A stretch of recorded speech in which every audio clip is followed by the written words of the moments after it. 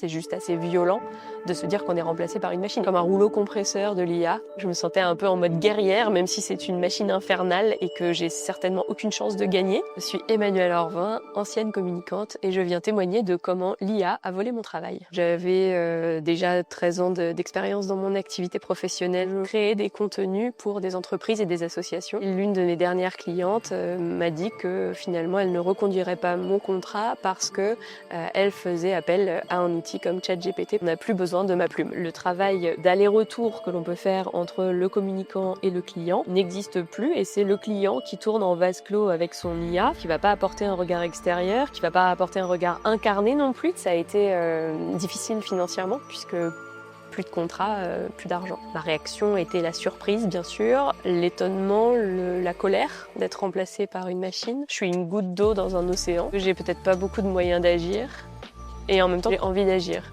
Auparavant, ça a touché peut-être des classes plus défavorisées. Là, ça touche une population encore plus vaste de cols blancs qui sont cadres sup et dont on va plus avoir besoin. Goldman Sachs évoque des millions d'emplois qui vont être retoqués et donc ça va augmenter le chômage de masse. Enfin, ça c'est aussi qu'est-ce qu'on va faire des gens et c'est pour ça que j'ai voulu moi me former sur des thématiques liées à de l'accompagnement professionnel, aller vers un cheminement qui reconnecte la personne à elle-même et pas à son écran. Travailler sur son estime de soi et de sa confiance en soi parce qu'elles peuvent vite être détrônées par ce genre d'outils surpuissants et de se connecter à son humanité parce qu'on est avant tout des humains avant d'être connectés.